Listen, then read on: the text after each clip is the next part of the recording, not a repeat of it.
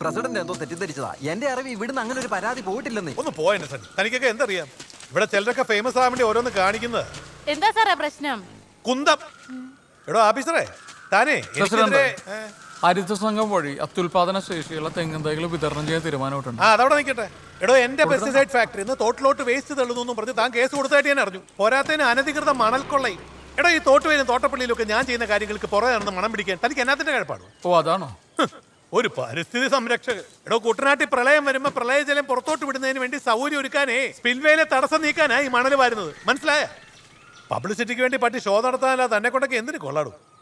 കഷ്ടം. പ്രളയം വരുമ്പോഴേ അനുഭവിക്കുന്ന ഇവിടുത്തെ പാവപ്പെട്ട നാട്ടുകാരാ. പ്രശ്നത്തെ ഞാൻ കൊടുത്ത വെറുതെ ഒരു ഹർജിയല്ല. ഇവിടുത്തെ പുഴയുടെ ആഴവും വീതിയും കൂട്ടണമെന്നും പറഞ്ഞു നിങ്ങൾ എത്ര ലക്ഷം ക്യൂബിക്കൽ മീറ്റർ മണലാണ് എടുത്ത്? തീരത്തുനിന്ന് എത്ര കാറ്റാടി മരങ്ങൾ മുറിച്ചു? വില കണക്കുണ്ടോ? കൃത്യമായ കണക്കും രേഖയും വെച്ചുകൊണ്ട് തന്നെ മുന്നോട്ട് പോകുന്നത്. എന്നാ പ്രസിഡന്റ് കേട്ടോ, ആ കണക്കും തിരുമറിയെല്ലാം വിവരാവകാശ രേഖ വഴി എടുത്തിട്ട് തന്നെയാണ് ഞാൻ പരാതി കൊടുത്തത്. ദുരന്തം ഒഴിവാക്കാനാണെങ്കിൽ ആദ്യം നന്നാക്കേണ്ട സ്പിൽവേ അല്ലേ? നമുക്ക് 10-40 ഷട്ടർ ഉണ്ടല്ലോ. എത്ര എണ്ണം മരിയ കൊണ്ട് തുരുമ്പിച്ച് ദ്രവിച്ച ഷട്ടറിന്റെ ഇടയിൽ കൂടി ഉപ്പുവെള്ളം ഒഴുകിയ പാടത്തേക്ക് എത്തുന്ന അവസ്ഥയാണ്. ഇതിനൊക്കെ ഉത്തരം പറയേണ്ടി വരുന്നത് പ്രസിഡന്റ് കൂടാ. മനസ്സിലാവുന്നുണ്ടല്ലോ? പ്രസിഡന്റ് രാവിലെ എന്നെ ചോദിച്ചു മേടിച്ചു. നീ ചെയ്യാനുള്ളത് ചെയ്യടാ സോമ. പക്ഷെ അധികാരം ഇവിടെ കുണ്ടി ഉറപ്പിച്ചിരിക്കാന്ന് വിചാരിക്കണ്ട. അയ്യോ പ്രസിഡന്റ്, ഞാനോ തന്നെ വിചാരിക്കുന്നേ ഈ ജോലിയൊന്നും ഇല്ലാതെ സ്വതന്ത്രനായിട്ട് വേണം ശരിക്കും പ്രതിഷേധിക്കാൻ. നീയൊക്കെ ഈ വട്ടനെ സപ്പോർട്ട് ചെയ്ത് നടന്നോ? കാണാം.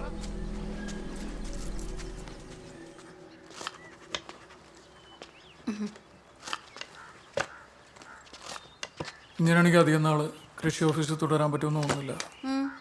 വല്ല സ്ഥലം പറ്റുവാണോ മോനെ? ഏയ് അല്ല, വായിക്ക് രുചിയുള്ളത് വല്ലതും വാങ്ങിച്ചതിനാ കൊതിയായിട്ട് ചോദിച്ചതാ. പിന്നെ മോളിന്ന് എന്നോടൊരു കാര്യം പറഞ്ഞായിരുന്നു. എന്നാ കാര്യം?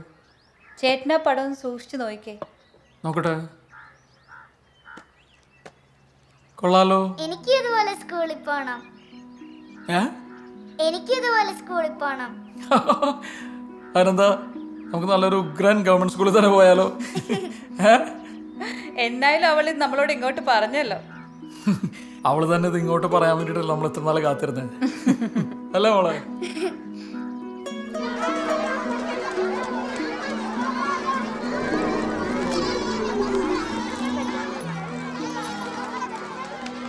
ഇപ്പോഴെങ്കിലും നല്ല ബുദ്ധി തോന്നിയല്ലോ.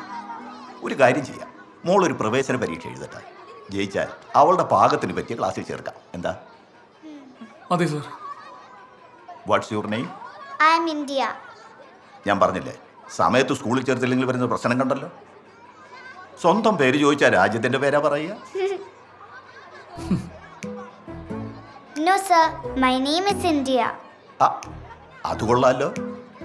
ഇതിലും വെറൈറ്റി ഒരു പേരാ സോമചേട്ടൻ ആദ്യം ഇടാനിരുന്നേ, കൃമുഹി. കൃമുഹിയോ? ക്രിസ്ത്യൻ, മുസ്ലിം, ഹിന്ദു. പിന്നീട് ഞങ്ങൾ വിചാരിച്ചു മതമേ വേണ്ട. ഇവൻ ചെറുപ്പത്തിലെ വ്യത്യസ്തനാണല്ലോ. എല്ലാ ദിവസവും എണ്ണ തേച്ച് കുളിച്ചാൽ കൊളസ്ട്രോൾ കൂടുമെന്ന് ചോദിച്ച കക്ഷിയാണ്. അപ്പോഴേ സോമ, എക്സാം ഡേറ്റ് ഞാൻ അറിയിക്കാം. ഓക്കെ. ശരി.